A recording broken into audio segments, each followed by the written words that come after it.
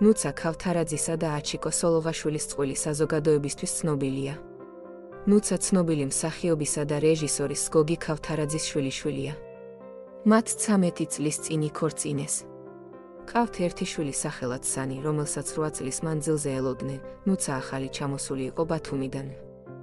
სტინგის კონცერტზე იყო. მახსოვს, ზედმეტი რუჯისგან დიდი ლაქა ჰქონდა სახეზე. იმ წუთში აღმომაჩნდა ერთ-ერთი ბრენდის სეთი და ეგრევე მივეცი.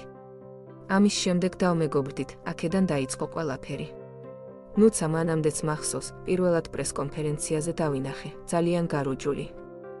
გრძელი თმით, თეთრი მაისურით და ნარინჯისფერი მიკროფონით დადიოდა ეზოში. ეგრევე შევამჩნიე. იხსენებდა არჩილი ერთ-ერთ ინტერვიუში. ჩემი გადაწყვეტილება მამამ და ბაბუამ სულ ბოლოს შეიტყვეს. ერთ დღეს დასთან ერთად მივედი, გოგისთან მინდოდა მეთქვა. გავბედე და ვუთხარი, მე ვთხოვდები, შემომხედა და ბიჭი ვინ არისო? გაუხარდა მისი სასიძო აჩიკო, რომ აღმოჩნდა და თქვა, ოჯახში კიდევ ერთი მსახიობი გვეყოლებაო, ამბობს ნუცა.